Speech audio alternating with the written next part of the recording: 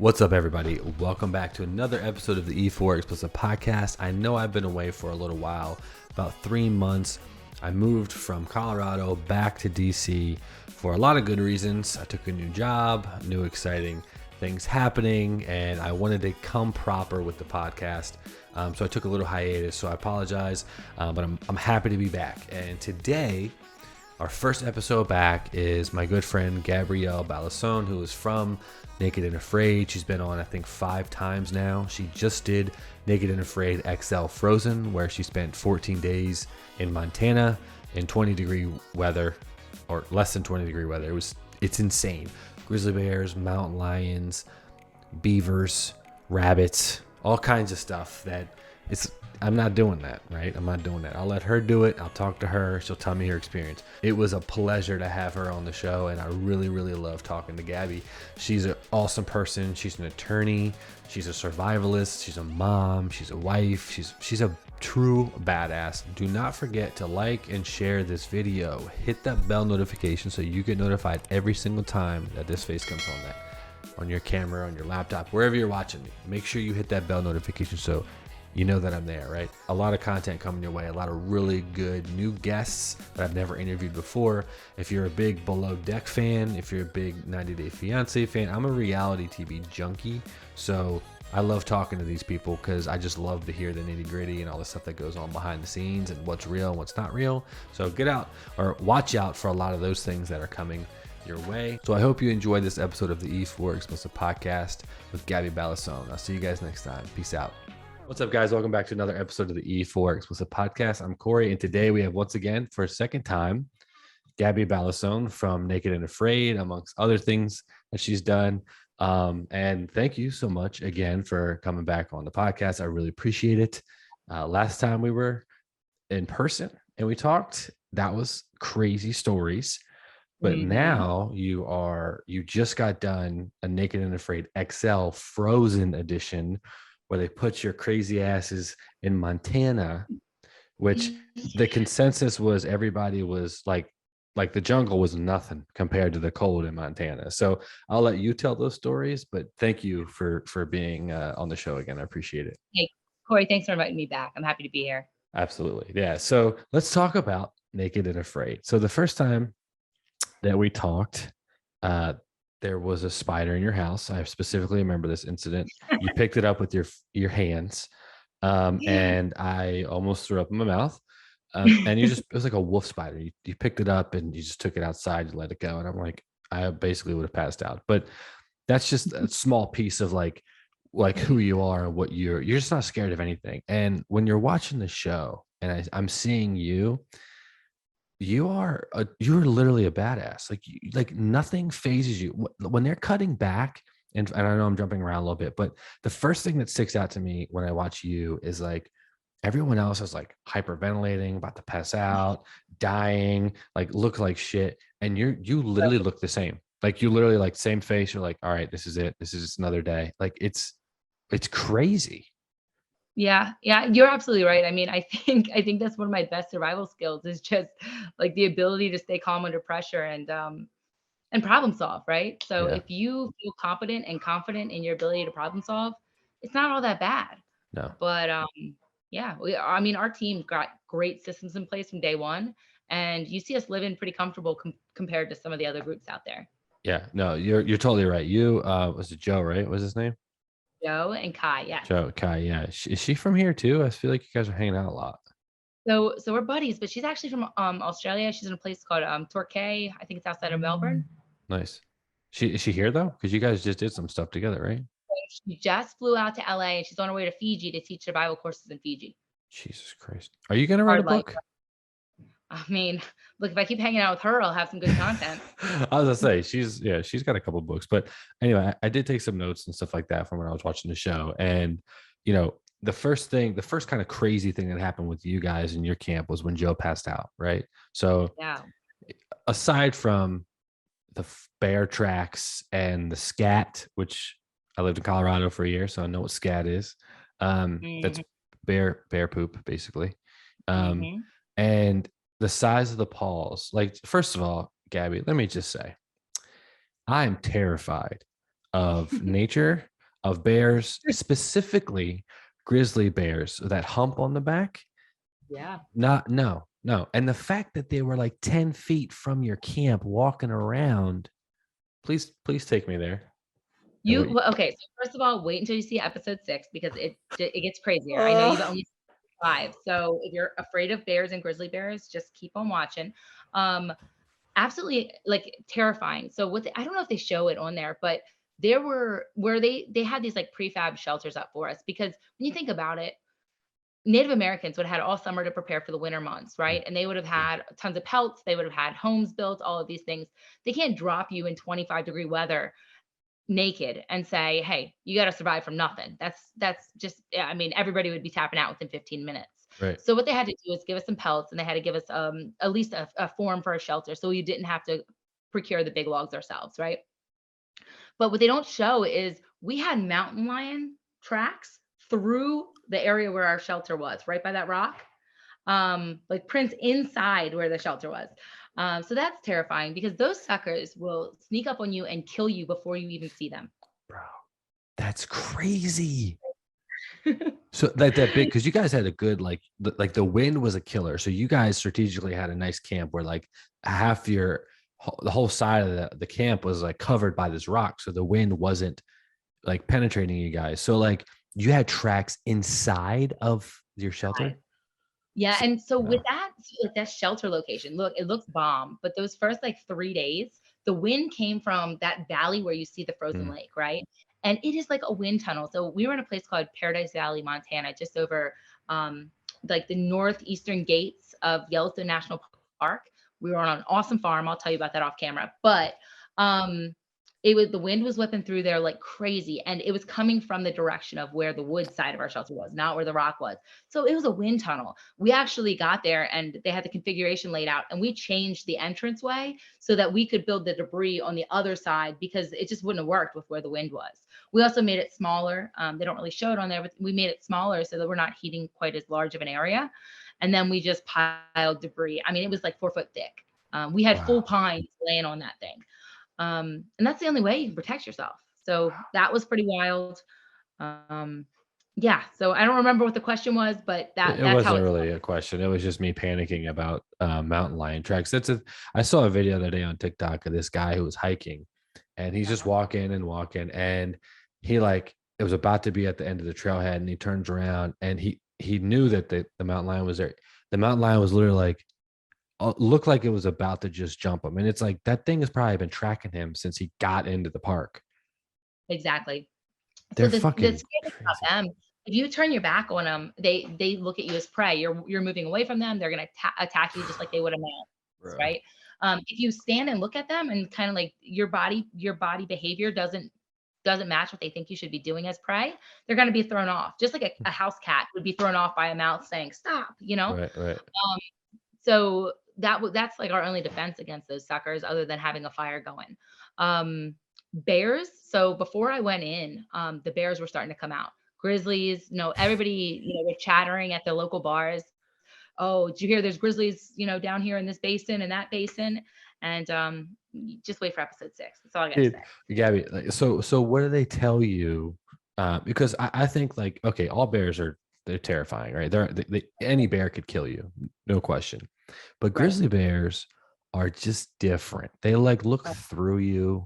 They don't run and scurry for the most part. They're like, oh, okay, I'm gonna eat you now. So like, yeah. what kind of stuff do they prep you for, or do they just let you kind of do that survivor score, which I think is like a total like not real. Blind monkey at a dartboard, right? Yeah, Yeah, they're like, oh, they have this expertise, and it just went down 25 points. I'm like, what the fuck? But like, yeah, I'm like, well, that's not realistic. But like, are they giving you training? Are they giving you advice? Do you have bear spray in a bush around the corner? Like, what's up with So that? none So the what I can say is when you have somebody there, at least our group had somebody with a sidearm. The medic had a sidearm when he was there, so that's nice. But he's there for from like 9 to 5, right? And he's not with you. So if you were to be out, hiking through a valley and stumble upon a bear, he's not going to be there to unload that sidearm on that bear. Um, the other thing is, I think the producers were carrying bear spray. We didn't have any bear spray. I honestly, we technically at night we get like a walkie-talkie bag where we have to phone in. But I don't think there was any bear spray in the walkie-talkie bag, so we would have just been SOL. We just got eaten. Yeah, probably. Of course, they right out of hibernation too. They're like super hungry. Yeah, You ever bad seen Grizzly time. Man? I haven't. Should I watch that? Oh my God, you never seen Grizzly Man? I don't watch any TV or It's movies. an I'm old horrible. documentary. It's an old documentary. It's whoa, like it's about this guy who would go to, I believe, yeah, I think Alaska every year. Huh? He was absolutely insane. A plane would drop him off and then pick him up at the same time every year at the end of the season. He would literally live with the grizzly bears. And when I say live with them, I'm saying like they're all on the stream eating salmon. He's like in the stream recording. They're like fucking 10 feet behind them. It is absolutely insane. That is insane. It's crazy. I'm not gonna. Do you want me to tell you what happens? I mean, he obviously gets killed by a grizzly He bear. does get killed by a grizzly bear. He Wow. gets eaten by it. His girlfriend gets eaten by one because Oh, she comes to visit, and then the airplane pilot comes to pick him up. And it's like, oh, they're dead, and they know which one, they kill the bear because they know which one it was, and it was the one that was kind of like eyeballing them throughout all the videos and stuff. So the he just mother, got tired of this bullshit. oh yeah, he was like, dude, why are you fucking here? Get out Like, of my face. yeah. Dude, but he was like with them, like, I mean, like literally feet from them, just being like, oh, look how amazing they are. I'm like, bro, you're not supposed to be here right now. Like, Nope. no. And so there's audio of the attack because Oh, the filmmaker, who's a famous filmmaker, he basically told like gave the mom the footage and like apparently like she didn't want to hear it or whatever and like it never touched the surface, but you can YouTube it. It's pretty fucking crazy. You hear him literally screaming. It's just the audio. I'm sure there is video, but they're never going to show it. It's at night. The bear just comes into his camp and just annihilates him. And his girlfriend. It's terrifying. But that's that is what I kept awful. thinking when I'm watching you guys. I'm like, and he was in a tent and he probably, I don't know if he had a firearm or not, but I was like, I just kept thinking, I'm like, dude, if these bears, which I know they know you're there, Of course. they could smell you from a mile away. So a lot of it is too, my understanding is if they are, startled by you, like you come up on them, you come around one of these rocky, outcrops, and they're around the corner, they're eating something, they're tearing something apart, they have cubs there. Oh, A lot of times that startle factor will have them turn on you and, rip you apart. right. Yeah, that's what I Maybe hear not too. just to tear you apart. Yeah, I think that's what I like. Like cubs and food are like the Hmm. two things that like they'll just like you said, set them off and just kind of go. And they're so, what's crazy about those things? They're so quick and so oh, I'll run up a tree. Okay, the bear can climb up a tree, but they're so quiet. The way that their Oh yeah, paws, like you literally, they'll be on you like that, and like you can't even hear them running through it's fucking bananas. terrifying.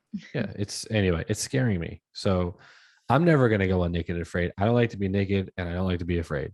So it's a It's probably not go for you. no, it's like I would literally have been like 10 minutes in, like, okay, guys, I call it quits. Because are you like when you guys had when you first got there, the wind that was coming off that it was even colder because it was coming from the frozen lake, right? Oh man, it was whipping. It was whipping through there. It Really? was so cold. I mean, I can't ever remember being that cold. It was like physically, like hurting to whip. I don't know, hurt the touch, hurt your skin. Really? It was painful. Yeah, absolutely. So we got there, immediately like cut holes, threw ponchos on, and then just started building the shelter up.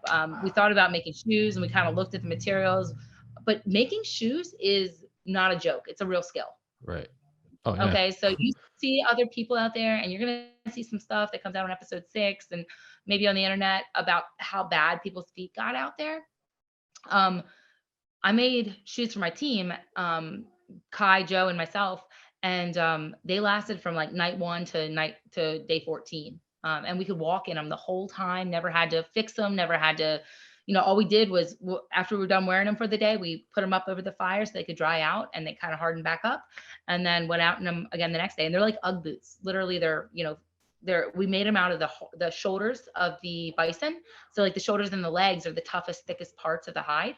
Right. Um, and what I did was I watched like Inuit like moccasin making, right? And Native American moccasin making videos on YouTube before I left. My mom was a seamstress when I was a kid, and I cut up all of my old towels and like tried different patterns and tried to figure out what would work for me. And my kids had a blast because they were like running around the house in little homemade towel moccasins for a couple days. So you had it like already. You already knew. Did you know that you were gonna have pelts and all that stuff, or? So I knew that they wouldn't put you out there with nothing. They did a previous challenge in Alaska with Stephen Lee Hall Jr. and Laura Zara, and they dropped them up, above the permafrost, and they had them hiked down. But they were also there in like August, which is a Right. big difference from March, right? And they were below the frost line, whereas we were above it the entire time. Wow. That's crazy that your mom was a seamstress. So like your skills, it's just funny. Like you're put in these situations and like skills that you probably would have never thought that you would use, you're coming into play in these situations. And it's like, I would say like the things that I've seen you contribute to your team have been some of the more like kind of game changer things, like like shoes that last that long, the entire, Right. like that's crazy. Yeah, absolutely. I think, sometimes just having like a well-rounded skill base, not necessarily being so I was out there with Kai. Kai literally wrote the book on survival, Right. right? She wrote this beautiful survival guide. I have a copy right here. I can pull it over. But um basically, having those skills is awesome. But if you can't like use practical knowledge and common sense knowledge out there and like problem solving skills, then that could be like the factor that makes or breaks a challenge. And I think I'm able to contribute those things that are like kind of atypical in the survival community, which it's pretty awesome. It's a cool feeling to go out there and like them say, hey, you problem solved this. Like for example, we got a bison, right? And you see a lot of these groups like struggling and the bison sliding all over them. And like, obviously, like, let's say you're in a really cold area, your sleeping bag has a big hole in the side and you have air coming in, a cold air coming in. Well, you know what you can do? You can sew up the sides of that. So we called it our bison bag. And it trapped all the heat in. We'd have to like take the top off and like it was just so hot What? laying next to fire. And I mean, it was insane. We couldn't breathe in there. If you watch our video, you can see like one of us, whoever's feeding the fire, is out from under the bison because it is so damn hot under that bison, they can't be in there. Which is that good though? Because you're so cold, right? Well, I mean, so they'll show temperatures sometimes. Our shelter's like 20 degrees warmer than the next warmest shelter. What? Because of the So, bison. well, but no, I think it's because of our insulation and our debris shelter, and how. So we don't put rocks in front of our shelter because those rocks will actually absorb the heat. What we have is an overhang, that rock overhang behind Mhm. it, so that kind of circulates your heat downwards. Mm. Um, somebody's feeding the fire, but we never have a huge fire going. We're not doing like a trough fire that's like body length or anything like that. We have just a little tiny fire going. We have enough insulation on the outside that we don't have a wind whipping through. And it just made it incredibly warm in there. We'd be laying there some nights and have to throw the blanket off, have to open up the bison bag. What? It's insane. I mean, 25 degrees outside. Yeah, that's cold as fuck, dude. That's like, and that's it. It's a different cold out there. Like living in Colorado for a year, like being from the East Coast, and like, yeah, the East Coast gets snow, and DC and New York, and they get snow, but it's a different, like out there, it's a different animal, man. Yeah, it It's is. so cold. Mhm. That's it. That's all I wanted to say about that. It So, is so cold here. I mean, it's insane. Well, we linger around right around freezing here. There, when I landed, it was like -18 or something in Bozeman. It was crazy cold. And we're like, well, we have 5 days, it better warm up. And it did. It was like, right around 2025 when we got inserted. that's crazy. To Yeah, be so naked in 25 degrees I and was you're to like, say, yeah, like yeah, that's not like, and isn't there like and the wind too though? That's just a degree. Like the wind is like the killer of it oh, because it's it's so just insane. smacking you over and over again. Yeah. It was just a wild challenge. And it's also amazing, Corey, how your body changes out there, right? So like there's all these things that you would never experience in life if you don't actually do the challenge. Things like how your night vision changes, right? Like all of a sudden you'll be able to see like 20 feet in like pitch black darkness. You're like, where did this come from? What? Oh, wait, my body's just adjusting to being out here. Or like the sense of smell, the sense of taste, become really super keen. But another one is like, I don't know if I ever shivered. Even when you saw me jump in the water. No. Yeah, no. Is that episode 5? Oh, I think it was before that. I think it was like episode 3 or It's definitely not 3. It's got to be 4 then. okay. So I In the think, lake. yeah. When you Yeah, see me yeah, jump in yeah. that lake. Yeah, yeah. So I got out of there and my body was so used to the cold. My producer's like, "Do you wanna go in by the fire and get warm?" I said, "No, I wanna do an interview, and then I wanna go take my shoes off and put them by the fire." So she's like, "All right, well, let's go up and knock it out." But it's amazing that your body doesn't recognize it as being, 20 degrees or 25 degrees outside. I Right. mean, like, "Hey, let's just do this," and I'm not shivering and I'm not cold. Um, but you just really do acclimate to those types of temperatures. That's okay. So maybe you don't shiver because I saw a lot of people on that show that were doing interviews that couldn't even talk I know. because I know, I don't. well, that's what I'm saying. Like when we started this off, like when I watch you, I'm like, you literally are like you're stone cold. You're just like your interviews are like, yeah, we're just gonna build a shelter and there's some bear tracks and like you're just like bang bang. And I'm just like, yo, you're not, it's like you're not in 20-degree weather with Right. no clothes on. Like it's fucking crazy. And so I'm like watching you and then I'm watching like other people like yeah, well and like they're literally shivering and can't talk. And I'm like, am I missing something? Like because Gabby is like on a whole nother level right now. I don't know. I don't know whether maybe I just compartmentalize things so well that I forget that I'm there. I don't know. I agree. It's what it looks like. Like when you watch it, I'm not, and like there's like the big tall guy that was with the English or Australian guy, like even those guys who are like physically like who I should know. be okay, we're having a hard time. And I'm telling you, and I'm not saying because I'm interviewing you and because I know you Right. that like it's every time I see it and it cut to you, it's like it's fucking 80 degrees in the summer and you're eating a fucking popsicle. Like it's like I it's I don't bananas. it's a mindset too. Like you can either I know you're cold, but you can choose to recognize that you're cold, or you can choose to recognize that the sun's shining and it's a great day, right? Right. Um, so I think maybe it's a choice, maybe it's optimism, like I don't know, maybe it's just how your perspective on things. I think that's part of the reason Kai and I really meshed out there is because we had like similar survival perspectives. Like we're not going to dwell on stuff we can't change. We're not going to talk about how cold it is. We're not going to talk about not having food because those are things that we really don't have a whole lot of control over, right? Right. Especially, we're going to go out there and change it. We're going to make it better tomorrow. And how are we going to do that? We're going to put better systems in place. We're going to make better clothing. We're going to, find forage. We're going to find, figure out a system to catch fish, things like that. Right. No, that's opposite of me. At day one, I've been like, guys, I'm so cold. I'm hungry. Do we have any Doritos? Like, what's Yeah.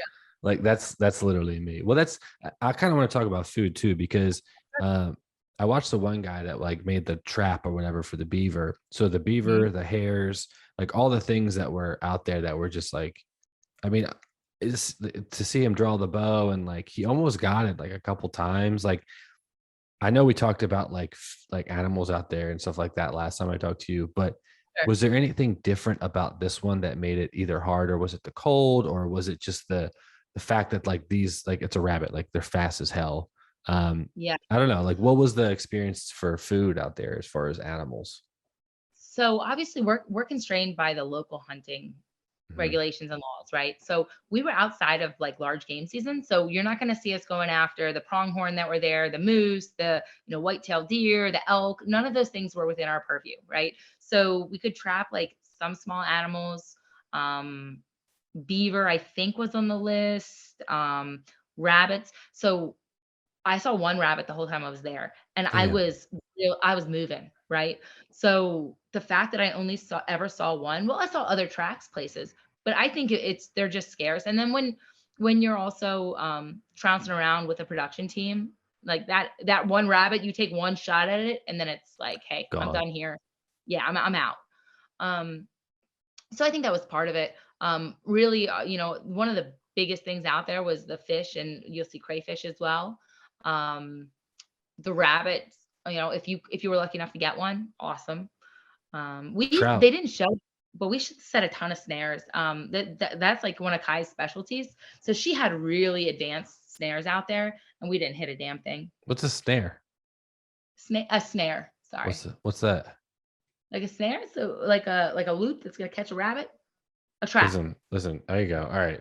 A I am trap. not fucking smart with this stuff. Like So- snare, I'm thinking so snare drum, like I think there's probably some kind of linguistic similarity there, but I think it's so what she would do, she had these platform snares that basically had a little pedal set up. And when that huh. pedal pushed down, it snapped this spring mechanism. And the spring's obviously this, circle that springs this piece of twig and takes your rabbit 6 foot in the air and hopefully snaps his neck. So she was making traps like that. I'd go up with her, help him set them. Sometimes it's a two-man job to set those things, but none of our snares made it on there. So Wow. guess they weren't good enough. That's crazy that you are able to do that with like what you have, like Neat. it's crazy. I mean, what's going to happen when the grid fails? You better learn this stuff, Corey. Listen, no, I know exactly where I'm going. I know where you live. So That's fair. yeah, I'm going to your fucking house right on the Mason-Dixon. Yep. Yep. You'll Yeah. probably be gone though, like at some bomb shelter. Huh? We can. We're in a pretty nice high hilltop location, Oh, so yeah. we can, see them as they're coming up for us. Yeah, you're good. You're good. I have a couple friends too. Like I strategically like I have a buddy who's got like this cabin in West Virginia that's in like you can't even use a GPS to get there.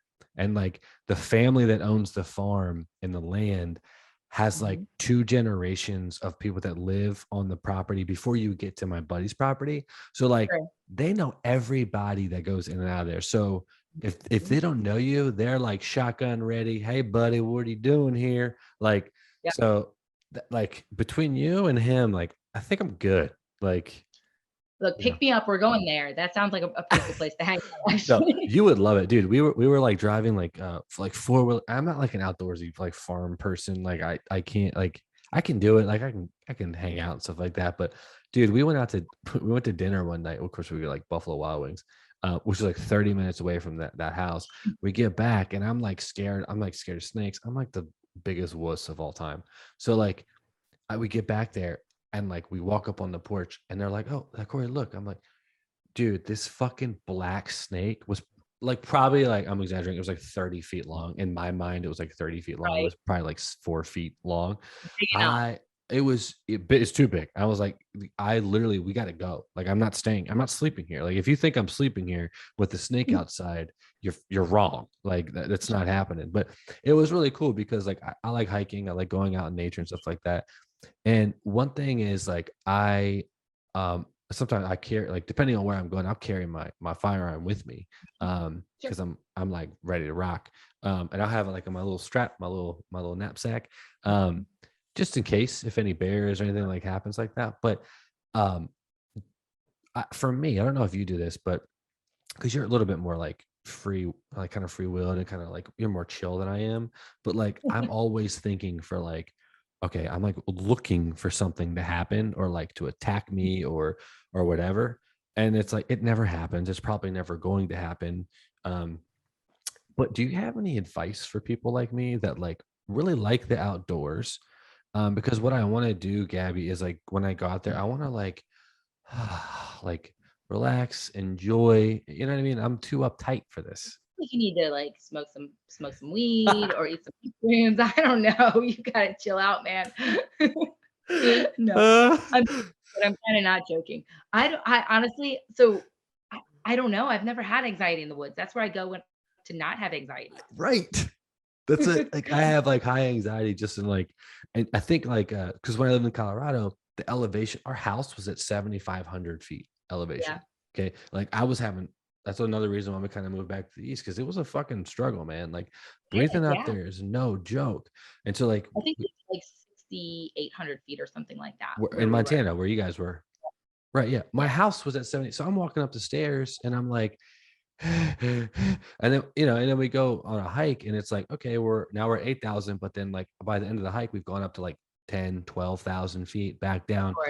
So anyway, and they haven't had grizzly bears in Colorado since 1969. I looked it up. Um, Jeez. I didn't. I mean, it makes sense because I knew they weren't there now. But 1969 is when they. 1969 was the last sighting of a wild grizzly bear in Colorado. Wow. But the black bears will still kill you. Like 2 hours away from us in this down south, where we were in the Colorado Springs, is where we lived. A Mhm. lady walked her dogs out and got eaten by a black bear. The dogs came back, but the bear had two cubs. So it was like, Awful luck, though. I mean, I can. Black bears are just relatively docile, at least right, compared to a right? yeah. So that is she must have just set that bear off. Right. Yeah. I think it's like because it had cubs with it, and like the Of dogs course. might be. Yeah, that's what I think, and that's what I'm saying is like my biggest fear is truly like a grizzly bear. I feel like I could like kind of scare a brown or a black bear away, but like a grizzly bear, man, it's just a different level. You know what I mean? I don't know. Yeah, I don't know, though. I mean, I think I would rather get attacked by a grizzly bear because at least they're gonna do you in real quick. Like, bear is kinda gonna play with you, you know? They That's don't true. know how to do it quite as well. Yeah, that's true. Yeah, grizzly bear would just like completely annihilate you. That would Yeah, suck. Like even think like see, this is probably why though I get anxiety when I go in the woods because like I think as you get older and you know things can happen, you start right. to think about it. So I'm like, oh, Sure. like during COVID, me and Corinne, my fiance, we were like, oh, let's take up hiking. This sounds great. And we go to Shenandoah Valley. It's like amazing and blah blah blah. But then I'm like, wait, like there's bears out here, there's mountain lions, like we could get fucking eaten, like there's Just crazy remember, you're people. so much more likely to get killed or maimed I know. on the drive there, This is okay? true. This is Well, true. and maybe, like, in your own home or, like, there's a whole lot more dangerous places in the world than, than the woods. No, you're right. Mhm. I live in Washington, DC too now. I live downtown like in DC, so it's way more dangerous than the Shenandoah National Park, I can assure you. Yeah. So all right, well, that makes me feel a little better. Um, let's talk about I always wanted to know like kind of I don't know if you make it all the way through. I haven't finished the thing. I'm assuming you do because you're you. Um, what's your first meal when you get back? Like, are you out there craving like a T-bone steak and potatoes, or like what are you thinking about while you're out there? And then what was your first meal when you got back? So I'm gonna give you a spoiler here because you haven't seen episode 6, but the rest of the world they have. They're on it, yeah. So I can say this. Um, it was really odd because there are 4 different groups out there. They take your orders, like a couple days before you get to the extraction point, right? And so the production says, "Looks like you're gonna make it, let me write down what you're interested in." And then they go grocery shopping for that. Well, it's odd because all 4 groups kind of craved the same things. So it's kind of maybe physiological, those cravings that we have. We wanted high fat items. Picture avocados, guacamole, meats like fatty meats like salami and pepperoni and What? prosciutto and like cheeses and cheese sauce and nachos. And some people wanted salty things. So obviously when you're in nature, you don't have a whole lot of salt intake. And it Mhm. actually will throw off your electrolyte balance, especially if you're somebody that's like used to a lot of salt going out there. Your body like processes it all out, and then all of a sudden, bam, no salt. I actually had a problem with that when I came back from my first one. But Hmm. like you'll see people like want cup of noodles because they want that saltiness. Crackers. What else? A lot of chips. Um, yeah, I guess those were the big things. And Huh. then as soon as we got out, we wanted protein too. We wanted like, 2 filet mignons and whatever, T-bone, And they tomahawk. give you anything you want. They're pretty good. Yeah, they try and accommodate us. It's not a competition, right? For money, is it? Correct. It's not a competition for money. I think that's like one of the coolest things about this show is that we do it because we love it, not for the money, because honestly, the money sucks. Oh, for sure. Yeah, no, they're not gonna like. But I think of like, why don't you do like Survivor or something? You would fucking kill on that show. I grew up as a Survivor fan. My dad and I watched from like the time when did it come out? I was like probably 12 years old or something. Right. So I always thought it was really, really cool. And then I saw Naked and I was like, whoa, this is like next level Survivor. I could do this. And I applied for it. But there's a lot of behind the scenes, I think like non-solicitation agreements. Hmm. So I know for a fact that Naked and Alone, History Channel's Alone, have a non-compete agreement. They can't solicit each other's, cast members. So it's not even worth applying for that one. But because that's a badass show. I don't know if you've ever seen it, but it's really fun to watch. Those people set up to camp there for 100 days. That's 100 days, that show? 100 days.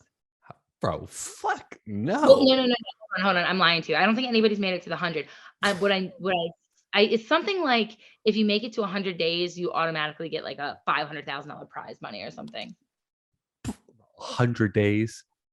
That's a quarter of a year. That's like a little less than or a third of a year. That's 100 days. Y'all, I 100 can't. days is a long time. I think I could do that. You could talk. No, you could totally do this. But Listen. think about this though. They always put you in a cold environment.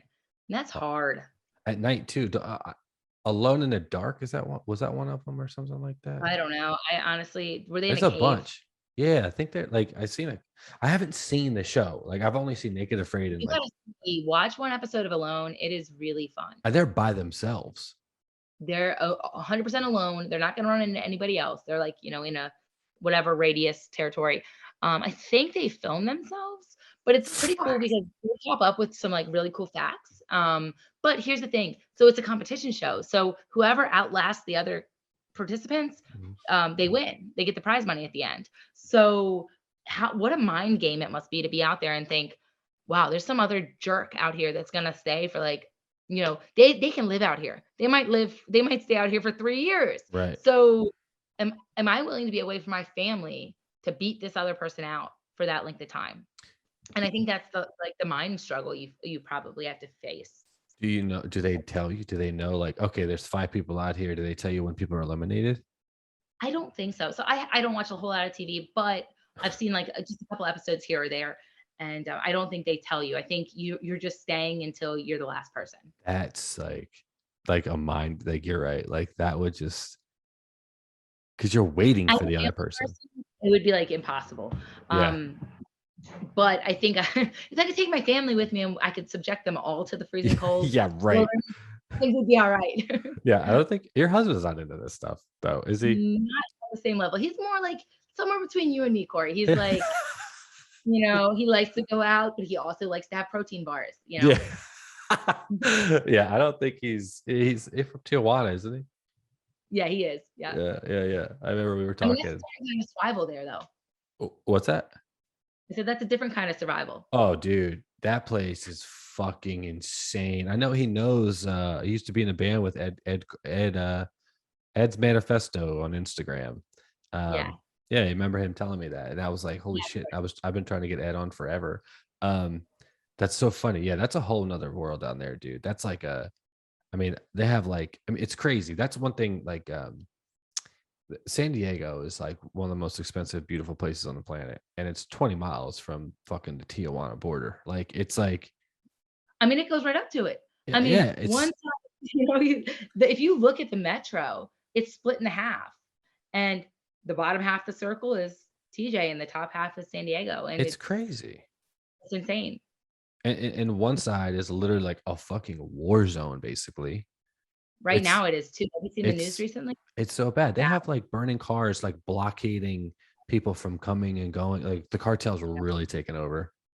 Yeah. I think somebody high profile got arrested, and all hell has broken loose down there right now. Did he visit? My brother-in-law's down there, and they're subject to curfews and all kinds of stuff. That's so scary, man. And there's no laws down there. It's lawless. Yeah. But it's just crazy because you're this place, you drive, go through La Jolla, and you're like, oh my God, it's so amazing. And you're literally 30 minutes south, there's people fucking getting, their hands chopped off by machete. It's crazy, dude. It's insane. And here you are outside in the wilderness, naked and afraid. Jesus Christ. Let me ask you, what's okay, so when they fly you in and they take you to the place, we talked about this a little bit before, but kind of what's going through your head? I feel you don't have there's no shame in anyone's game. They know why they're there. The name of the title is Naked and Afraid, obviously. So what's your mindset when you're having to do that in front of people that you've never met? What, the getting undressed part? Yeah. Yeah. So the first time I did it, I didn't know if I'd be able to get undressed.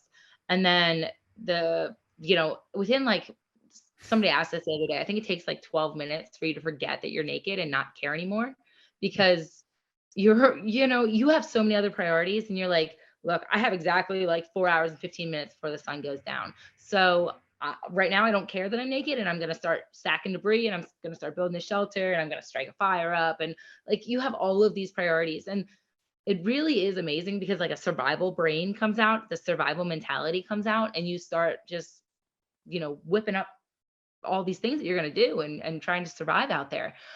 So you forget about being naked real quick. And then I think like the second and then the third and the fourth time. And now, I don't care anymore. Yeah. This time it's gonna be different because I'm like, get these clothes off. And then how fast can we get down this hill? And Right. no, we're not taking cuts. Like we're just going. Um, but yeah, I don't think about it anymore. I don't care. I'm probably the closest I've ever been to being a nudist because honestly, I don't care. I've Yeah. spent 96 days naked in the wilderness, and it is what it is at this point. Damn. Where's the craziest? Now that you've done this, what's the craziest place that you've done it? Who craziest? Well, okay. What was the hardest? Man, they're all hard for different reasons. So it makes it hard. Like it's a hard thing to like evaluate. Sure. Africa was hard because I went like 14 days eating like 6 like baby frogs and 2 Mhm. potatoes. So that's a really long time to be starving. I lost like 25 pounds in 15 days, or 14 days rather. That was pretty extreme. And it was also pretty cold. My partner tapped out. So you got the sleep deprivation working against you. So that was hard. The Mississippi bugs, that's also hard. And like, I have my whole family's military, but I'm not embarrassed to say, like, I have mosquito PTSD. Right. Um, like the first mosquito comes out and they like look at me, I start shaking and I run for my deep pan, and it's horrible. I hate mosquitoes now. I'll never go to Mississippi, Yeah. Blech. you know, so bad. But this one wasn't the worst, the No, hardest. this is probably my easiest challenge. What? Are you No, serious?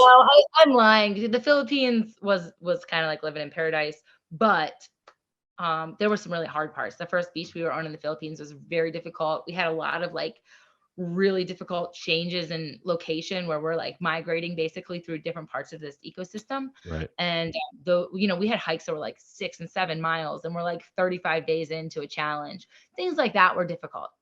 But I still think this was my easiest challenge. Wow. That's Yeah. because like, you kind of carry yourself in every time, every challenge you do the same way. Like what I saw Yeah. was like how you always are. So that's interesting that you said that because it looked like it was easy for you. It really did. I had a good mindset going out into this one. Yeah, you were And ready. yeah, I was ready. And honestly, when I got the call about this, I thought to myself, so this guy called Peter Higgins, he's like the casting director. And when he wants you to come do a show, he just calls you and says, hey, can you come do this one? We got a really cool concept. I'm like, all right, shoot, tell me what it's about. And, he explained the concept. And I was like, oh, this sounds horrible. I don't even like walking to my car in the cold weather. I hate the cold. And then I thought about it and I was like, you know what? This is a real challenge. And I think after you've done a couple of these, what you want is like the high you get from the challenge, right? It's like you keep searching and keep like just going back for more because it tests you and it puts you outside of your comfort zone, and you realize that that's where you grow as an individual, and that's it's those experiences that make you a better person. Right. So that's what I go for. And when he said it's going to be like 20 degrees when you get there, I'm like, I hate being cold, so let's go do it. Right. Because I think this is going to be a real challenge for me. And the crazy part was I got out there and I was freezing. And I was like hating life those first couple days, even in like my little North Face jacket. And then it's like, you strip down, you take this off, and you're like, I can do this. It's all Yeah. right. And you take that same mentality. I think that's like the mark of a really like seasoned, like somebody that's a good survivalist, is it doesn't matter. You blindfold me and you drop me anywhere, and you give me 2 items, because there's certain things that are really difficult to get going, depending on where you're at, and that those items would be different, but drop you anywhere, and if you can survive, that's you really have made it. Right. I think that's why I love Kai so much, is that she is so practiced. Like for 20 years she's been living it. just practicing survival techniques, reading every book in the industry, traveling all around the world. She's been to Amazon like 5 times to survive. Bro. Yeah, I mean, how badass, right? Fuck that. Yeah. I can't No. no, what? Like I just feel like that's badass. Like I'm not badass. Like I'm not like you would have to pay me. And even then, I'm like, listen, Corey, you got a free trip to the Amazon. You want to go? hell no. No, no. My buddy got his black belt in jujitsu a couple years back, and he's like an Okay. owner in he owns a bunch of schools in Maryland. Yeah. And he got it in, and he was going to Brazil to get it because it's like what's where his master is. And he literally asked me, "Hey, bro, free trip to Brazil. It's gonna be amazing. I just want you to kind of like film because I do film and stuff." He's like, Oh yeah, of course. "Film my experience." I was like, "I'm sorry, bro. I'm not going to Brazil." Like, and because I didn't know what to expect, and like every time someone's offered me a position like this, it's like I did this. I went to Africa one time. Right. I did a documentary. It was great. Like I was living but I went to Sierra Leone, which is like one of the poorest countries on the planet. And it was a culture shock. And I was like, I knew I was taken care of because it was kind of like, I was doing it was for a university. So I knew I was like in a legit situation. I didn't know what to expect. And I'm like, I'm not trying to like be in no hut in Brazil. Like, you know what I mean? Like I want like, let me get my Netflix in my bed and my warm blankie. And like, I'm not trying to, and Brazil's kind of wild anyways. Like they're lawless too. So I was like, you know what? I'm not about to go do this. But anyway, I turned that down. But I mean, he went and it was amazing, and it was like awesome. And I was like envious, and I'm like, I was having so much FOMO because I'm like, fuck, they look like they're having a really good time down there, dude. It sucked, but I don't know. Amazon's different. Well, yeah. I would die for it. I mean, I've never been to South America, and it's when people ask like, where would you want to do another challenge? That's definitely the top of my list. I want to see the Amazon so bad. I want to survive there. Right, dude. But Africa is always at the top too, because Africa, well, first of all, every part of Africa is a little bit different. And I've only ever been in like the Eastern Cape of South Africa, but I definitely want to explore. Yeah, no, I do too. Yeah, I mean, it's the birthplace of humanity, right? So right. Motherland. No, you're right. You do want to go. I do want to travel and go there, but like I'm talking like first class flight. at Like, the giraffe resort, I yeah, went, I can't get.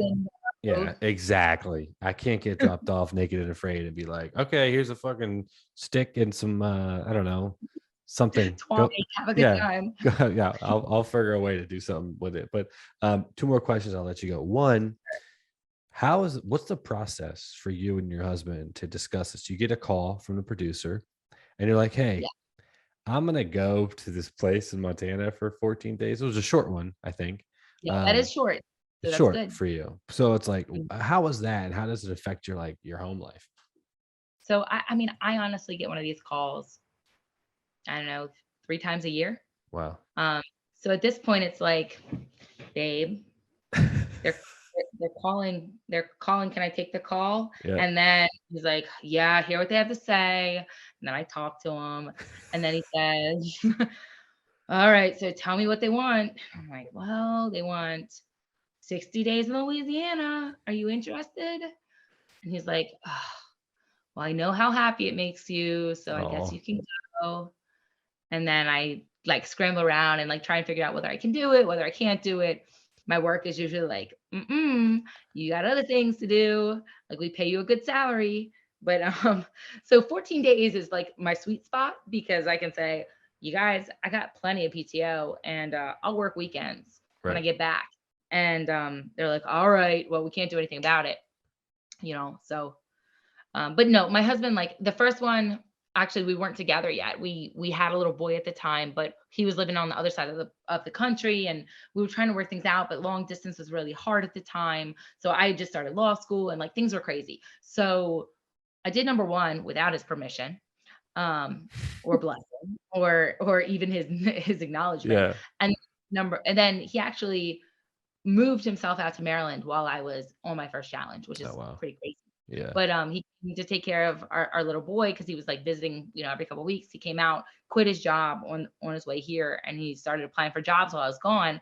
And took a job, like he interviewed like 2 days after I got back from Africa on my first challenge, and he's been here ever since. So I think that's like, I don't know, 7-ish years ago. Wow. Um, yeah, so that's, that's our love story is based on Naked and Afraid. So That's so who knows if crazy. ever like if anything ever would have worked out if I didn't say, "Hey, by the way, you need to come take care of your son so I That's can go to true. Africa for 2 weeks." That's true. Um, Yeah. Thank you, Naked and yeah, Afraid. it all worked out for everybody. Now we have 3 beautiful little boys, Yeah. and um, so things worked out well. And yeah, so and also after I came back from that first one, and then the second one happened, obviously there's like a period of anxiety when you're taking care of 3 kids by yourself, or your wife's about to be naked on television, Hmm. and how is that going to be received, and how is the edit going to make her look, and all of those things. Like there's anxiety involved, but he also realizes like what a transformative experience it is for me. And I think it's really important that in a relationship, in a partnership, that we support whatever the other person's interests are. So my husband's a musician, and I would never say you can't play in a band anymore. It's really cutting into our time, Right. right? No, if being a musician makes you feel alive and that is your passion in life, please be a musician. And if being a survivalist, or even a made for TV survivalist, or traveling the world, or doing whatever my hopes, dreams, and aspirations are, if that's what makes me happy, he's 100% behind that. So I think it works out for both of us. That's awesome. That's what you need. You don't, if God forbid, man. And like, and I know there's probably other couples out there who knows that are like, I hate when their other, their significant others out doing this and stuff like that. But that's pretty cool that you guys have that kind of relationship. And that's funny that Naked and Afraid basically like kind of forced Fortify it. our Yeah, they like forced him to relationship. come. That's crazy. Well, how does like last question? I'll let you get out of here. So you're an attorney, Mhm. which is crazy because I would never thought you were an attorney because like not that attorneys can't be survivalists, but you're just like it kind of makes sense actually. Because like you're a badass in the wild, so I'm pretty sure you're a badass in the courtroom or whatever you're doing as an attorney. But how is Right. the the kind of will to continue and to do these challenges over and over and over again? Has that helped you in your like actual real day-to-day life? So it's like a chicken before the egg thing, I think. So I'm a very goal oriented person. So if I set my mind is I am going to graduate on, May 15th of 2017, I'm not going to give up. I'm not going to quit. It doesn't matter if I'm getting 2 hours of sleep. I'm going to study for my exams. I'm going to, put all these pieces of the puzzle together. And I've said it before, but how do we eat an elephant, right? It's one bite at a time. Right. And it's remembering, every day we're taking bites, we're trying to eat that whole elephant. We're getting closer and closer to that finish line. I love that feeling personally, and I love accomplishing goals. So, being an attorney was a goal for me. Passing the bar was a goal for me. Hmm. Every time I go out on a Naked and Afraid challenge, the goal is the finish line. I'm not going to be taken out of there like aside from maybe on a stretcher, right? So I'm not going to give up on any goal or aspiration that I really set my mind to. So to me, it's not necessarily that Naked and Afraid has helped me with my legal career. What it is I'm a person that loves those goals and loves like just accomplishing things. So it doesn't matter what it is. If I'm out right now, like we've renovated my farmhouse. I actually bought it from my dad, but it was like Hmm. an 1801 farmhouse. Built in 1801. And if my goal is I'm going to re-steel the sides of my garage, I'm going to buy all the materials, I'm going to learn how to side garages, and I'm going to put it up. And that it doesn't matter what the goal is, I'm going to make it happen. I Um, bet you fucking will, dude. Like you're savage. You're definitely. Oh my gosh. Well, then it's when wild. I need help with stuff, if I need help building a garage or going in the wilderness, Corey, you know where we're at. We're I not do. that far anymore, We're not. you No, know? I'm back. I'm back. No, you're like in my neck of the woods too, like where I'm from. So like that's Uh, like I know exactly. I know. I used to drive past your house all the time. Didn't even know it. yep. That's your dad's Yeah. house. You grew up in that Yes. house? I actually grew up in this house. I moved here in What? 1998. And then we rented it from him, and then we eventually bought it from him maybe 5 years ago or something. Um, Wow. yeah, and, we're constantly doing work. We just, like, fenced in, like, I don't know, 3 more acres, put in a big paddock, put in a swimming pool, like, and we're all DIY. So that's like Holy shit. my side is just, you know, I want crown molding my house. What am I gonna do? I'm gonna go buy a miter saw and I'm gonna put up crown molding. And that's just how we live. Right. That's all. Yeah, your dad's fucking awesome, dude. When we met him, And he he is cool as shit. yeah. Yeah, he's a good guy, dude. His fucking beard is like, Mhm. well, at least when I saw him, he had like his Mhm. insane He beard. actually just shaved it off, but he has hair, like, out Yeah, here. yeah, yeah. He is the nicest dude. He is just the nicest person. He's So very nice. Yeah, he was we're cool. we're fortunate to have him, Yeah. as Does close he as live by? Is he close by? so actually, when we bought the farm, we have like a, I don't know, oversized, like, 4-car garage, and Mm, we cut it in half, and we put an apartment out in the garage. nice. So he's right Yeah, there. so he's super close. My kids go like, "Can we go out to the man cave?" And they go spend, like, the evenings with him. It's Oh, really cool. that's awesome. Um, Good for him. That's awesome. I'm sure yeah, he's they're so best friends. happy. Yeah, I'll say he loves him. Yeah, Yeah, it's and, good. like, taking him out there like he used to take you out to places and all that stuff is probably Yeah, awesome. like, holding his little hand and, like, they go out and look at the butterflies and walk around a pond and look at turtles and all that kinda stuff. Yeah, That's what my childhood was. So, right. Yeah, I know. I remember you telling me that. It was just like, that's awesome that you can kinda pass that down to, like, your sons and stuff like that. That's pretty cool. absolutely. Are you trying for a girl? Are you gonna get a do you want a girl? Mm, No? nope. Alright. Yeah. That's I have fun. my honorary girl. Number 3 is my honorary girl, and, Alright, yeah. Yeah, alright. I'll have to live vicariously through somebody else with a girl. Right, right. No, I just figured you would, if you had one, it'd be like another fucking badass. But are you gonna try to get your sons into like kind of they already I love nature for sure. My oldest one is very much like tech kinda kid. He loves he's a gamer, he's a computer person, he's an Oculus person. He loves, like, getting his hands on latest technology. So he's 8. He's getting ready to start 3rd grade. And then my 2.5-year-old, he's still mesmerized by the woods, and I'm hoping I can keep him that way. I'll pick up crayfish and snakes and stuff. And actually, my 8-year-old has gotten into it a little more. Like, I'll catch a snake and he'll say, "Mom, I want to hold it." So that's pretty cool. Right, right. Um, and my little one is still just like eating beetles off the ground. Yeah. Um, so he's my littlest survivalist. Yeah, yeah. No, that's so cute. That's awesome. Well, I know it's late. It's 10 o'clock. I'll let you get back to your family, but I really appreciate you coming on again and telling me about your latest experience. Yeah, for sure, Corey. Well, enjoy episode 6 and let me know what you think. Where can people find you and kind of reach out to you if they Ooh, want to? so I'm all over the internet. So if you Google me, you're gonna find me on Instagram. You're gonna find me on Facebook.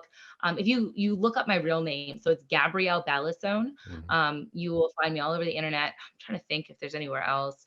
And we're also Kai and I have done like a little bit of a book tour. Can I show you a book? Please. Hold on, hold on. I got actually a box of books right here in front of me. Look at that. So Kai, Kai and I just finished a book tour a little bit around the country, but we're probably going to go on a second one here at the end of November. And this is the beautiful guide that she wrote. So this is Survive by Kai Furneaux, and it's 637 pages. It's like a survival Bible. Wow. Um, yeah, it's really impressive. There's like beautiful illustrations inside. So she wrote all the content, took all the pictures, and then her publishers put it together with like beautiful diagrams and Wow. like illustrations. Um, it's as good as, if not better than, the SAS Survival Guide, which I've had since I was a little kid. Wow. So it's a badass book. So I suggest people get their hands on a copy of that, especially if you're thinking about doing one of these survival challenges. But yeah, find me on the internet. I'm always around. You never know what might happen next. So, always talking to cool people about doing cool projects. I See was what gonna say, happens. what is next? Do you have any idea? You're like taking a break for now because you just did this. I don't know. I mean, I thought long and hard about this next Excel challenge, but you'll see it. And I, it just I wasn't sold on it. So I don't think you're gonna see me out there. Right. But you never know. I might change my mind. Um, Other than that, I don't know. I would like to produce content. I don't know what that content looks like exactly, um, but I think the world needs like more strong female role models, like doing things other than cooking and makeup. Right. No, dude, 100%. You should totally do that. You should do a podcast, and you and that other girl, dude, you could listen, hit me up. Right. I gotta get some tips and tricks. You gotta tell Yeah, me all no, about I it. got you. I got you. I got you. Definitely. And also I'll put all your links and everything in the bio. And then the link is you can get the book on Amazon, right? I think.